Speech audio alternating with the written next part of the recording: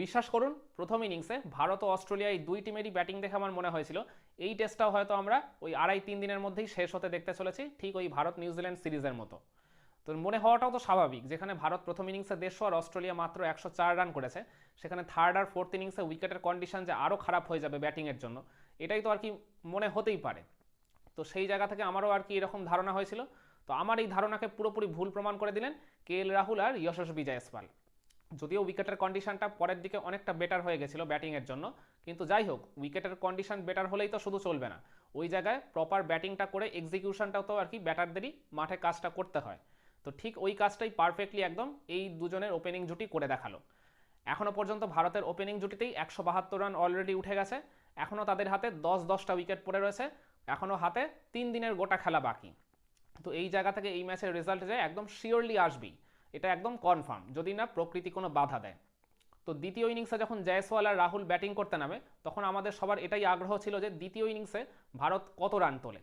তারা কি ওই প্রথম ইনিংসে তোলা 150 রানকে টপকে যেতে পারবে, নাকি তার থেকেও কম তুলবে?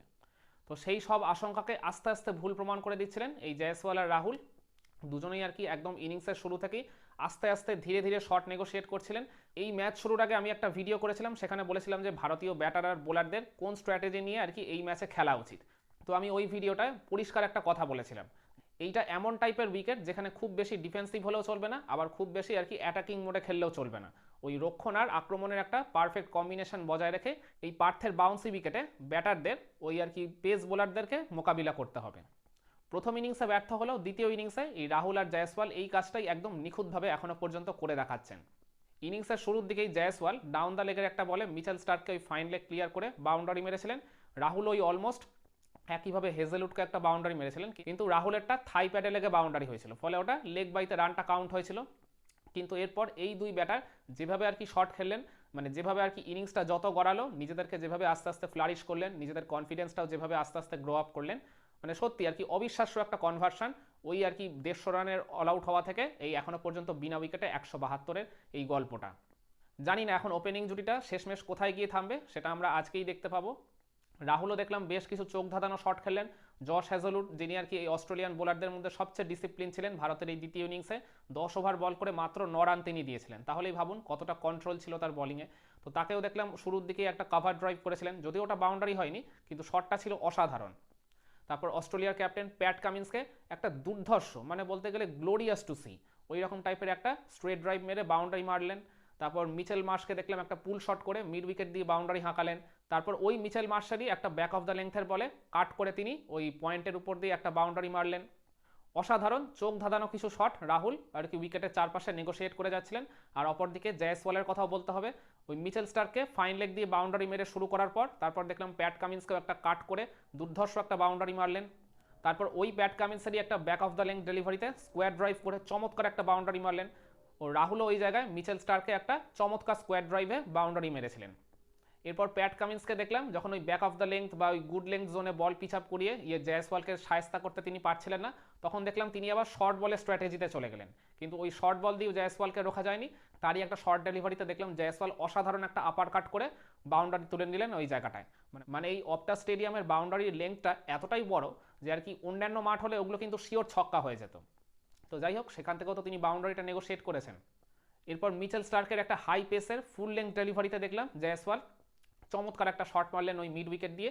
অন্য স্টেডিয়াম হলে আমি বলতাম শিওর এটা ছক্কা হয়ে যেত, কিন্তু এই আবারও বলছি মাঠের দৈর্ঘ্যটা এতটাই বড় যে ওটা আর কি ছক্কা হতে হতেও হলো না, মানে ওই দু একটা বাউন্স আগে পড়ে বাউন্ডারি হয়েছে। আর এরপরই জয়সওয়াল 123 বলে নিজের 50টা তুলে নেন। আর অপরদিকে রাহুলও 124 বল ফেস করে তিনিও নিজের ওই 50টা তুলে নেন। 50 পাওয়ার পর রাহুল ওই জায়গায় আর একটাই বাউন্ডারি নেগোশিয়েট করতে পেরেছিলেন, কিন্তু জয়সওয়াল তারপরেও আনস্টপেবল ছিলেন। পার্টিকুলারলি 50 পেরোনোর পর জয়সওয়াল যেন আরও রুদ্রমূর্তি ধারণ করলেন। আমার খুব করে মনে থাকবে মিচেল স্টার্ককে তিনি একটা অসাধারণ একটা চমৎকার কভার ড্রাইভ করে বাউন্ডারি মারলেন। ইভেন তখন ওই কমেন্টেটার হর্ষ ভোগলেও তার ওই কভার ড্রাইভটা দেখে এতটাই মুগ্ধ হয়ে গেছিলেন যে খুবই ভালো ভালো কিছু বিশেষণ ওই জয়সওয়ালের ওই কভার ড্রাইভটা নিয়ে তিনি বলছিলেন। এছাড়াও মিচেল স্টার্কের ওই একটা ডাউন দ্য লেগের বলে তিনি যেভাবে আর কি স্কোয়ার লেগের উপর দিয়ে ফ্লিক করে ছক্কা মারলেন, মানে ওটা তো ছিল একেবারে অসাধারণ একটা শট। মানে এই আমি যেটা বলছিলাম যে বাউন্ডারি সাইজ যেখানে এতটা বড়, তো ওই রকম পরিস্থিতিতেও মিচেল স্টার্কের মতো এরকম একজন ফ্রন্ট লাইন পেস বোলারকে ওই রকম ফ্লিক করে বা হুইপ করে যে ডিপ স্কোয়ার লেগ ক্লিয়ার করে যে ছক্কা মারা যায়, তাও এই এত বড় স্টেডিয়ামে, জয়সওয়ালের ওই ইনিংসটা না দেখলে আপনি কোনোভাবেই বিশ্বাস করবেন না। রাহুল আর জয়সওয়ালের ওপেনিং জুটি দুটো গোটা সেশন ব্যাটিং করার সুযোগ পেয়েছে, তার মধ্যে সেকেন্ড সেশনে এই জুটিটা তুলেছিল 84 রান, আর থার্ড সেশনে তারা তুলেছে 88 রান। কিন্তু থার্ড সেশনে তারা সেকেন্ড সেশনের থেকে তুলনামূলক কিছুটা অ্যাটাকিং মোডে খেললেও ওই জায়গাটায় তারা খুবই সাবধানী ছিলেন, যার ফলে আর কি নিজেদের উইকেটগুলো তারা কোনোভাবেই ছুড়ে দিয়ে আসেননি। এই দুজনের ইনিংসটা এখনো পর্যন্ত বলতে গেলে অলমোস্ট ফ্ললেস, শুধুমাত্র ওই 100 পেরোনোর পর এই দুজন একটা করে আর কি চান্স দিয়ে ফেলেছিলেন ওই অপোনেন্টকে। জয়সওয়ালকে ওই জায়গায় গুড লেন্থের একটা বলে মিচেল স্টার্ক মানে আউটসাইডে বের করে নিয়েছিলেন, কিন্তু ওই অস্ট্রেলিয়ার সেকেন্ড স্লিপে ফিল্ডিং করা উসমান খোয়াজা মানে একটু আর কি তৎপরতা দেখানোর অভাবে তিনি ওই ক্যাচটা ঠিকমতো গ্র্যাব করতে পারেননি। আর তার ঠিক পরেই রাহুল আর জয়সওয়ালের একটা ভুল বোঝাবুঝিতে রাহুল ওই জায়গায় অলমোস্ট রান আউট হয়ে যাচ্ছিলেন। ওই জায়গায় বলতে হবে ভাগ্যের কিছুটা সহায়তায় তিনি বেঁচে গেছিলেন। আর এরপরেও ভারতের স্কোরটা যখন ছিল ওই 146, তখন ওই প্যাট কামিন্সও দেখেছিলাম জয়সওয়ালকে একটা আউটসাইড এজ করেছিলেন, কিন্তু জয়সওয়াল ওটা এতটাই সফট হ্যান্ডে খেলেছিলেন যে বলটা স্লিপ কর্নার থেকে অনেকটাই আগে পড়েছিল। মানে স্লিপ ফিল্ডার যতই দক্ষ হোক না কেন, মানে যতটাই ডাইভ দিয়ে তিনি সামনের দিকে ঝাঁপিয়ে পড়ুক না কেন, মানে ওই ক্যাচটা পিক করা এক প্রকার অসম্ভব ছিল, মানে হাফ চান্সেরও কম চান্স ওটা বলা চলে। ওই কারণে আমি পার্টিকুলারলি বলছি এই দুজনের ইনিংসটা এখনো পর্যন্ত অলমোস্ট ফ্ললেস, এটা আপনি বলতেই পারেন।